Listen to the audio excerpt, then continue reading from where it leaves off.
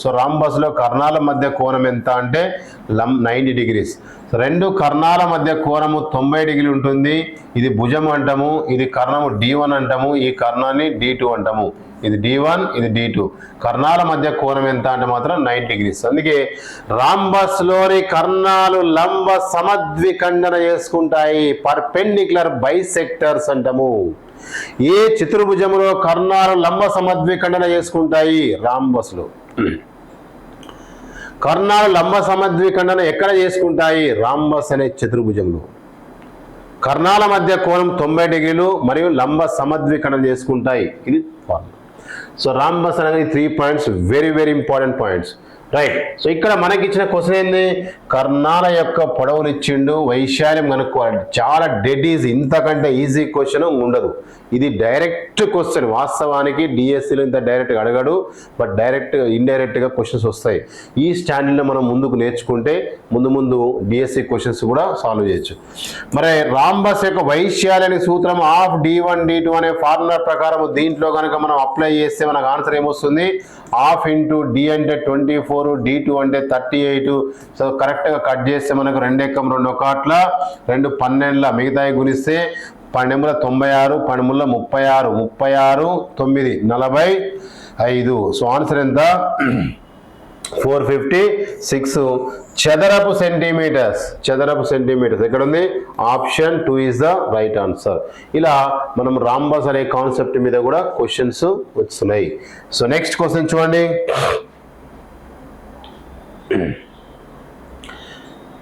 ₹5,000 is invested at 10% simple interest rate per annum. Interest at the end of 3 years is in rupees. సంవత్సరానికి 10% బారు వడ్డీ రేటుతో 5,000 రూపాయల పెట్టుబడి పెడితే 3 సంవత్సరాలలో లేదా 3 సంవత్సరాల చివర వచ్చే వడ్డీ. సంవత్సరానికి 10% బారు వడ్డీ రేటుతో 5,000 రూపాయల పెట్టుబడి పెడితే 3 సంవత్సరాల చివర వచ్చే వడ్డీ ఎంత? ఇది క్వశ్చన్. సో మరి ఈ క్వశ్చన్కు మనం ఆన్సర్ ఎలా చేయొచ్చు అంటే క్లియర్గా అబ్జర్వ్ చేస్తే సంవత్సరానికి 10%. సో ఇంట్రెస్ట్ ఇక్కడ క్లియర్గా మీకు రేట్ ఆఫ్ ఇంట్రెస్ట్ అనేది 10%. బారు వడ్డీ simple interest. So I is equal to మనకి ఇక్కడ ఇవ్వలేదు, ప్రిన్సిపల్ అసలు ఇచ్చారు ఎంత? 5,000. అసలు అనేది 5,000. 3 సంవత్సరాలు, టైం అనేది 3 years. అయితే చివర వచ్చే బారు వడ్డీ I is equal to question mark. So ఇలా మనం క్లియర్గా క్వశ్చన్ కనుక అబ్జర్వ్ చేస్తే what is the given data then what we will do now అనే కాన్సెప్ట్, మనకి ఇచ్చిన సమాచారం ఏంది, మనం ఏం కనుక్కోవాలి అనే కాన్సెప్ట్లో కనుక ఆలోచిస్తే సో క్లియర్గా ఇచ్చిన డాటా మన వాస్తవానికి బారు వడ్డీకి సూత్రం ఏంది? జస్ట్ 7th క్లాస్ 8th క్లాస్లో ఉన్నటువంటి కాన్సెప్ట్ క్వశ్చన్స్ ఇవి. ఆల్రెడీ బారు వడ్డీ చక్రవడ్డీ ఉంటుంది, కానీ నేను చాలాసార్లు ఎగ్జామ్లో చెప్పాను. పేపర్ 1 వాళ్ళకి బారు వడ్డీ మీద గ్యారంటీగా వస్తుంది, పేపర్ 2 వాళ్ళకి చక్రవడ్డీ పైన గ్యారంటీగా వస్తుంది. అవే క్వశ్చన్స్ యాజ్ ఇట్ ఈస్ గా దిగినాయి. So I is equal formula PTR/100. మరి ఈ ఫార్ములా బారు వడ్డీకి సూత్రము. మరి ఈ ఫార్ములా ప్రకారం మనకు ఆన్సర్ ఏమొస్తుందంటే P అంటే సో 5,000 ఇంటూ T అంటే టైం 3 years ఇంటూ R అంటే మనకు 10% బై 100. సో 2 zeros కి 2 zeros కట్ అయిపోతే రిమైనింగ్ 5 3s 15, పక్కన 2 zeros అంటే 1500. మరి క్వశ్చన్ అడిగింది బారు వడ్డీ అడిగిందా మొత్తం అడిగిందా అంటే బారు వడ్డీ అడిగింది కాబట్టి option 1 is the right answer. Next question. ఒక క్రమషడ్భుజి యొక్క భ్రమణ సౌష్ఠవ పరిమాణము order. The order of rotational symmetry of a regular hexagon. So మనకు మామూలుగా బహుభుజులు ఉంటాయి. సో దాంట్లో చతుర్భుజం తర్వాత పంచభుజి తర్వాత ఏమంటాము? పంచభు 1 2 3 4 5 6 సో చే అంటే 6. సో ఇక్కడ అందుకే మన క్లియర్ క్రమషడ్భుజి యొక్క షెడ్ 5 షెడ్ అంటే 6. క్లియర్గా ఆన్సర్ గుర్తుపెట్టుకోవాలి, direct answer 6. Next question. An electrical pole of an electrical pole of 18 meters high casts a shadow of 24 meters. Under similar condition, the height of a building that casts a shadow of length 18 meters is in meters. 18 మీటర్లు ఎత్తుగల ఒక విద్యుత్ స్తంభము 24 metres పొడవు గల నీడను ఏర్పరుస్తుంది. 18 మీటర్ల ఎత్తుగల ఒక విద్యుత్ స్తంభము 24 మీటర్స్ పొడవు గల నీడను ఏర్పరుస్తుంది. అదే సందర్భంలో ఒక భవనము 18 మీటర్ల పొడవు గల నీడను ఏర్పరిస్తే భవనం ఎత్తెంత? సో క్లారిటీగా 5th class text book or 6th class text book ఉన్న క్వశ్చన్ యాజ్ ఈజ్గా టెక్స్ట్ బుక్లో ఉన్న క్వశ్చనే రావడం జరిగింది. 18 మీటర్లు ఎత్తున్నప్పుడు ఎంత షాడో వచ్చింది? సో 18 మీటర్ల ఎత్తున్నప్పుడు ఒక విద్యుత్ స్తంభము పొడవు ఎత్తుగల విద్యుత్ స్తంభము 24 మీటర్స్ పొడవుగా నీడను ఇచ్చింది. So 24 meters. జనరల్గా మనం చూస్తే మీరు క్లియర్గా మనం నిలబడ్డప్పుడు మార్నింగ్ టైంలో ఫర్ ఎగ్జాంపుల్ నేను ఒక 2 మీటర్స్ హైట్ ఉన్నట్టుగా అనుకోండి. అది మార్నింగ్ టైంలో మనకు ఎక్కువ కనిపిస్తుంది నీడ షాడో, ఆఫ్టర్నూన్ టైంలో తక్కువ కనిపిస్తుంది, ఈవినింగ్ టైంలో మళ్ళీ ఎక్కువ కనిపిస్తుంది. కాబట్టి సో అక్కడ సన్ యొక్క మూమెంట్స్ని బట్టి ఇక్కడ మన షాడో అనేది చేంజ్ అయిపోతుంది, షాడో యొక్క లెంత్ అనేది చేంజ్ అయిపోతుంది. అలానే ఒక స్తంభము 18 మీటర్ల ఉన్న స్తంభము ఎంత నీడ కనిపిస్తుంది? 24 మీటర్స్. అదే సందర్భంలో ఒక భవనము 18 మీటర్ల పొడవు గల నీడను కలిగి ఉంది. సో నీడనే 18 మీటర్లు. సో 18 మీటర్ల నీడ ఉంటే అప్పుడు అసలు ఒరిజినల్గా దాని ఎత్తు ఎంత? ఇది క్వశ్చన్. ఆ భవనం యొక్క ఎత్తు ఎంత?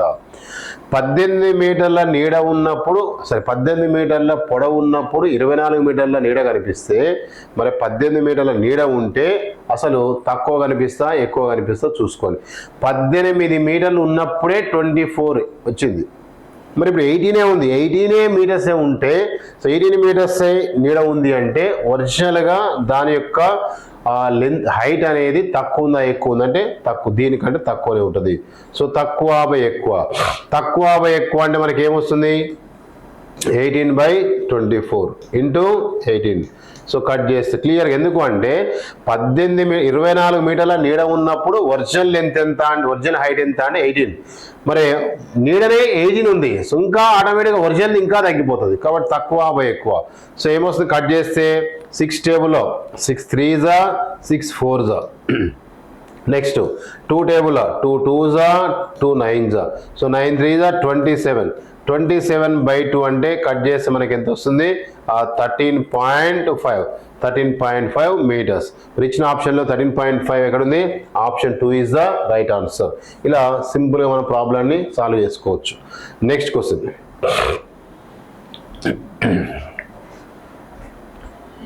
1887 మరియు 1897 మధ్య గల లీపు సంవత్సరాల సంఖ్య. Number of leap years between 1887 and 1897 are. Leap సంవత్సరాలు. జనరల్గా లీప్ సంవత్సరం అనే కాన్సెప్ట్ వచ్చినప్పుడు ఎలా తీసుకుంటాం సార్ అంటే ఎవ్రీ 4 yearsకి లీప్ వస్తుంది. 4 సంవత్సరాలకు ఒకసారి లీప్ సంవత్సరం వస్తుంది. 4 సంవత్సరాలకు ఒకసారి ఫిబ్రవరిలో 29 రోజులు రావడం వల్ల 28 కాస్త 29 కావడం వల్ల ఎవ్రీ 4 yearకి లీప్ వస్తుంది. మరి లీప్ సంవత్సరాన్ని ఎలా గుర్తిస్తాము అంటే ఇవ్వబడిన సంఖ్యలోని చివరి 2 అంకెలు కనుక 4 చే నిశ్శేషముగా భాగించబడితే అటువంటి సంవత్సరాన్ని లీప్ సంవత్సరం అంటాము. మరి క్వశ్చన్లో 87 నుంచి 97 మధ్యన ఎన్ని లీప్ సంవత్సరాలు వస్తాయి అనేది కనుక చూసినట్టయితే 87 తర్వాత మన క్లియర్గా మనకేమొస్తుంది అంటే 1888 తర్వాత 88 అంటే లీప్, ఎందుకంటే 4 టేబుల్ కట్ అవుతుంది కాబట్టి. మళ్ళీ తర్వాత ఎక్కడ వస్తుంది? 1892 వస్తుంది. నెక్స్ట్ మళ్ళీ ఎప్పుడు వస్తుంది? 92కి మళ్ళీ 4 కలపండి, 1896 వస్తుంది. తర్వాత ఎక్కడ వస్తుంది? 97 కాబట్టి ఇంకా రాదు. సో ఇక్కడ 87 అనేది లీప్ కాదు, 97 లీప్ కాదు, ఇంకా మధ్యన ఉన్నటువంటి 88 అనేది లీప్. ఎలా చెప్తున్నామంటే ఇక చివరి 2 4తో 4 చివరి 2 4తో కట్ అవుతున్నాయి కాబట్టి సో ఈ చివరి 2 4తో కట్ అవుతుంది, ఇదొక లీపు. అలానే ఇక్కడ కూడా చివరి 4తో కట్ అవుతుంది కాబట్టి ఇదొక లీపు. అలానే ఇవి కూడా 4తో కట్ అవుతున్నాయి, ఇదొక లీపు. సో అలా ఇంకా వేరే ఛాన్సెస్ లేవు మనకు, వేరే ఏవి కూడా 89 చివరి 2 4తో పోవు, 90 కూడా పోదు, 91 పోదు, 92 పోతుంది, 93 పోదు, 94 పోదు, 95 పోదు, 96 పోతుంది. సో అందుకే ఎన్ని వచ్చినాయి అంటే సో 3. సో ఎన్ని లీప్ ఇయర్స్ అంటే 3. సో మధ్య గల లీప్ సంవత్సరాల సంఖ్య అంటే 3. Option A is the right answer. Next question. ఈ క్వశ్చన్ కరెక్ట్గా జస్ట్ మనకు 5th క్లాస్ టెక్స్ట్ బుక్ ఉన్న క్వశ్చన్ అడుగుతాడు అని నేను క్లియర్గా చెప్పాను. అదే క్వశ్చన్ దిగింది ఇక్కడ. Number of zeros 1000 crore, 100 million, 100 lakh, 10 billion respectively. నేను క్లియర్గా చాలామందికి క్లియర్గా ఒక పెద్ద ఇన్ఫర్మేషన్ ఇక్కడ వాళ్ళకి ఫిల్ చేశాను. 1 million ఈజ్ ఈక్వల్ టు 10⁻6 అని రాశాను. 1 billion ఈజ్ ఈక్వల్ టు 10⁻9. అలానే 1 trillion, so 1 trillion is equal to 10⁻12. అలానే 1 తలక్షణ మహాసముద్రం అంటాం. సో మహాసముద్రం అంటే ఈజీగా మనం ఎలా తీసుకుంటామంటే ఒక మహాసముద్రం అంటే 10⁻52. అలానే ఒక తలక్షణం అంటాం, తలక్షణం అంటే 10⁻53. అలానే 10 ఒక గూగోల్, సో ఒక గూగోల్ అంటే 10⁻100. అలానే 1 గూగోల్ ఫ్లక్స్ అంటాం, 1 గూగోల్ ఫ్లక్స్ అంటే 10⁻100 ఇలా తీసుకుంటాం. ఇలానే 10⁻140 ఉంటే అసంఖ్య అంటాం. ఇలా మనకి యావరేజ్గా స్టాండర్డ్ వీటి మీద క్వశ్చన్ వస్తుంది అని చెప్పిన వచ్చింది. రైట్. 100 కోట్లు, 100 మిలియన్లు, 100 లక్షలు మరియు 10 బిలియన్లలో ఏమడిగిండు ఉండే సున్నాల సంఖ్య ఎంత? ఒక్కదాన్ని పట్టుకుందాం మనం. 100 కోట్లు ఏదో ఒకటి పట్టుకోండి మీ ఇష్టం. సో ఆల్రెడీ స్టార్టింగ్ నుంచి వెళ్ళాలి కాబట్టి 100 కోట్లు అంటే జనరల్గా చూసుకోండి, 1, 10, 100, 1000, 10,000, లక్ష, 10 లక్షలు అంటే 10 లక్షలు. 10 లక్షలు అంటే 1 మిలియన్. 10⁻6 ఉంటే 1 మిలియన్. 10 లక్షల తర్వాత 10 లక్షలు అంటే 10⁻6. 10 లక్షల తర్వాత ఏమంటాము 10 లక్షల తర్వాత 100 లక్షలు, దాన్నే 10 లక్షల తర్వాత ఏమంటాం మనం కోటి అంటాం. 10 లక్షల తర్వాత ఏమంటాం మనం కోటి అంటే 10⁻7. 10 కోట్లు 10⁻8. 100 కోట్లు 10⁻9. సో 100 కోట్లు అంటే 10⁻9 ఈజ్ ఈక్వల్ టు 100 కోట్లు. సింపుల్గా నోట్ లెక్కనే. 10 లక్షల తర్వాత కోటి, 10 లక్షలు, 100 కోట్లు. కోటి 10 లక్షల తర్వాత ఏంది కోటి, 10 కోట్లు, 100 కోట్లు. సో 10⁻6 తర్వాత ఇంకెన్ని వచ్చినాయి? 3 zeros వచ్చినాయి కాబట్టి 10⁻9ని 100 కోట్లు అంటాము. సో 9 ఇచ్చిన ఆప్షన్లో 9 ఎక్కడ ఉంది? రెండిట్లో ఉంది కాబట్టి ఈ రెండు అయితే కావాలని మనం ఎలిమినేట్ చేయొచ్చు. నెక్స్ట్ 100 బిలియన్లు అంటున్నాం. సో 100 బిలియన్లు, 100 బిలియన్ అనే దాన్ని మనము ఆల్రెడీ మిలియన్ అంటే ఏం చెప్పాను? ఒక 10⁻6 ఉంటే 1 మిలియన్. మరి 100 బిలియన్లు అంటే ఇంకెన్ని సున్నాలు పెరిగినాయి? 10 మిలియన్లు. 1 మిలియన్ అంటేనే 10⁻6, 10 మిలియన్ అంటే ఇంకొక 0, 100 మిలియన్ ఇంకొక 0. సో 10⁻8. సో 10⁻8ని మనం ఏమంటామంటే 100 బిలియన్లు, 100 మిలియన్లు. నెక్స్ట్ తర్వాత 100 లక్షలు అంటున్నాం. సో 100 లక్షలు ఆల్రెడీ మనము 10 లక్షలు అంటేనే మనం ఏం చెప్పాము? 10 లక్షలు అంటే 1 మిలియన్. 10⁻6 ఉంటాయి. 1 మిలియన్ అన్నా 10 లక్షలు ఒకటి, 10 × 6. మరి 10 లక్షల తర్వాత 100 లక్షలే కదా, 100 లక్షలే కోటి అంటాము. కాబట్టి 10 లక్షలు అంటే 10⁻6, 100 లక్షలు అంటే 10⁻7. సో 100 లక్షలు అంటే 10⁻7. ఇంకా ఆన్సర్ వచ్చేసింది 987. ఎక్కడ ఉంది? సో 98, దీంట్లో 987 లేదు కాబట్టి ఇది కూడా రాంగ్. So answer ఏమొచ్చేసింది 987. తర్వాత కూడా చూద్దాం. 10 బిలియన్లు. 1 బిలియన్ అంటే ఎంత చెప్పాను? 1 బిలియన్ అంటే 10⁻9. మరి 10 బిలియన్ అంటే ఇంకొక 0 పెరుగుతుంది కాబట్టి 10 పవర్ 10 సో 10 పవర్ 10ని మనం ఏమంటామంటే 10 బిలియన్లు కాబట్టి సున్నాల సంఖ్య వీటి సున్నాల సంఖ్య 100 కోట్లకి సున్నాల సంఖ్య 9 100 మిలియన్లకి సున్నాల సంఖ్య 8 అలానే 100 లక్షలకి సున్నాల సంఖ్య 7 అలానే 10 బిలియన్లకి సున్నాల సంఖ్య వచ్చేసి 10 కాబట్టి option 1 is the exactly 100% correct answer. So ఈ కాన్సెప్ట్ మీద మీకు ఐడియా ఉంటే మీకు ఇక్కడ ఈజీ అవుతుంది. నెక్స్ట్ క్వశ్చన్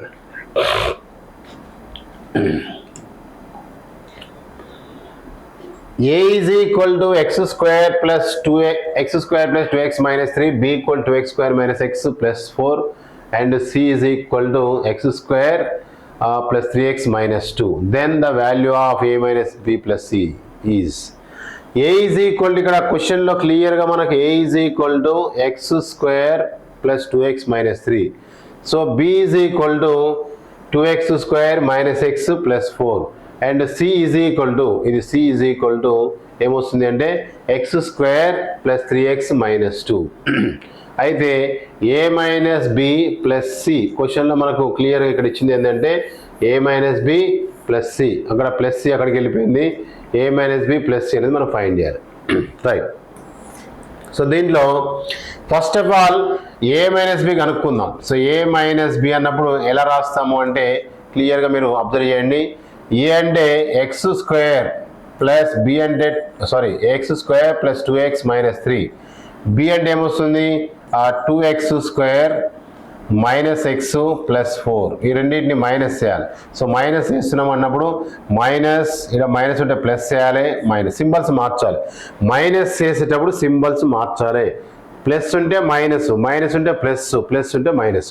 ఇప్పుడు ఏమవుతుంది X square 2x square 2x స్క్వేర్లో ఒక ఎక్స్ స్క్వేర్ పోతే ఇంకొక ఎక్స్ స్క్వేర్ ఉంటుంది కాకపోతే ఇక్కడ మైనస్ ఉంది ఎక్కువ ఉంది కాబట్టి మైనస్ ఎక్స్ స్క్వేర్ ప్లస్ 2xలు ఇక్కడ ప్లస్ ఇప్పుడు సింబల్ ఇది కాదు ఇది చూసుకోవాలి ప్లస్ 2x ప్లస్ ఎక్స్ ఎంత plus 3x. Next minus 3 minus 4 ఇప్పుడు దీని సింబల్ ఎంత అంటే మైనస్ అన్నట్టు. సో మైనస్ 3 మైనస్ 4 ఎంత అంటే మైనస్ 7. సో ఆన్సర్ ఎంత అంటే minus X square plus 3x minus 7. This is the final answer. Final ఆన్సరా కాదు ఎందుకు కాదు సో ప్లస్ సి ఉంది మళ్ళీ ఇంకా సో ప్లస్ సి కనుక్కోవాలి. ఇప్పుడు దీనికి ప్లస్ సి చేయాలి. సో ఇప్పుడు ఈ ఆన్సర్ ఎంత వచ్చింది ఇప్పుడు మన కాన్సెప్ట్ ఏంటి అంటే క్వశ్చన్ మనం కనుక్కోవాల్సింది ఇది కాబట్టి a మైనస్ బి ఆన్సర్ ఎంత minus X square plus 3x minus 7 plus C value ఎంత అంటే X square plus 3x minus 2 ఇది. సో రెండింటిని ఇప్పుడు ప్లస్ చేయాలి a మైనస్ బిని సిని రెండింటిని ప్లస్ చేస్తున్నాము. ప్లస్ చేసినప్పుడు సింబల్స్ మారద్దు మైనస్ చేసినప్పుడు సింబల్స్ మారాలి కాబట్టి ఇక్కడ యాజ్ టీజ్గా ఇప్పుడు ఈ రెండు కట్ అయిపోతాయి. 3x ఎంత అంటే 6x మైనస్ 7 మైనస్ 2 ఎంత అంటే మైనస్ 9. సో ఆన్సర్ ఎంత అంటే 6x మైనస్ 9. సో ఇచ్చిన ఆప్షన్లో 6x మైనస్ 9 ఎక్కడ ఉంది option 3 is the right answer. Next question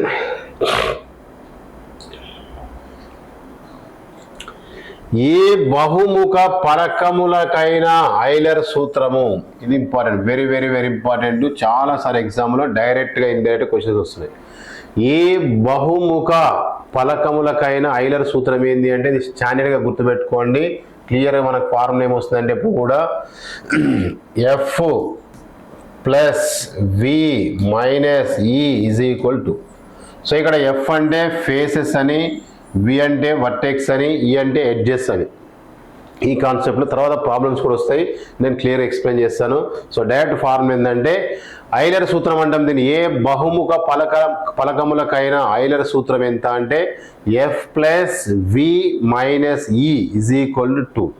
జనరల్గా ఎఫ్ అనేదాన్ని ఏబిసిలో ఎఫ్ అనేదాన్ని మనం 6 తీసుకుంటాము ఇది 22 లాగా ఇది 5 లాగా తీసుకుంటాము. సో ఆ కాన్సెప్ట్లోనే గుర్తుపెట్టుకోండి F plus V minus E is equal to ఈ ఫార్ములా స్టాండర్డ్ ఫార్ములా ఇది కంపల్సరీ మీరు బట్టి కొట్టాల్సిన ఫార్ములా.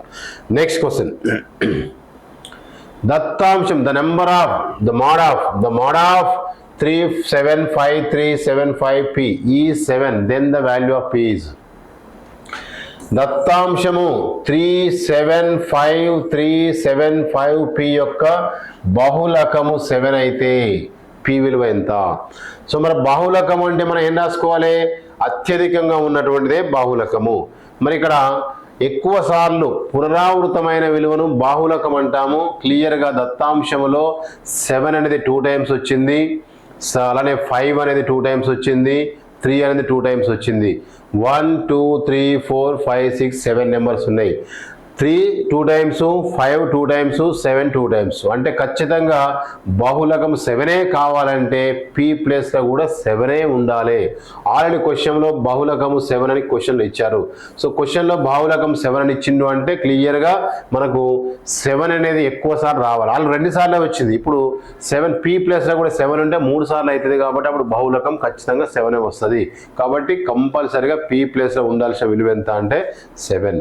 సో ఇలా మన క్వశ్చన్ని ఈజీగా మనము ఖచ్చితంగా స్టాట్స్ పైన 2 క్వశ్చన్లు, సంఖ్యామానము నెంబర్ సిస్టమ్ మీద 3 క్వశ్చన్లు, వ్యాపార గణితం మీద 4 క్వశ్చన్లు, అలానే క్షేత్రగణితం పైన 4 క్వశ్చన్లు, అలానే బీజగణితం పైన 3 నుంచి 4 క్వశ్చన్లు, అలానే మనకు ఉన్నటువంటి మెయిన్ సిలబస్ ఇదే కాబట్టి ఈ సిలబస్లో ఓవరాల్గా క్వశ్చన్స్ డివైడ్ చేసుకొని అవుట్ ఆఫ్ 30 మార్క్స్కి 24 మార్క్స్ కంటెంట్, 6 మార్క్స్ మెథడ్స్, మొత్తం కలిపి 30 మార్క్స్.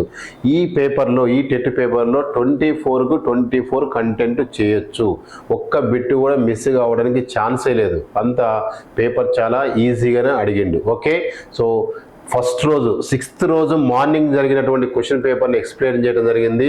సో నెక్స్ట్ మళ్ళీ మరొక ఎపిసోడ్లో ఖచ్చితంగా ఆఫ్టర్నూన్ సెషన్తో మీ ముందుకు వస్తాను. Okay, thank you.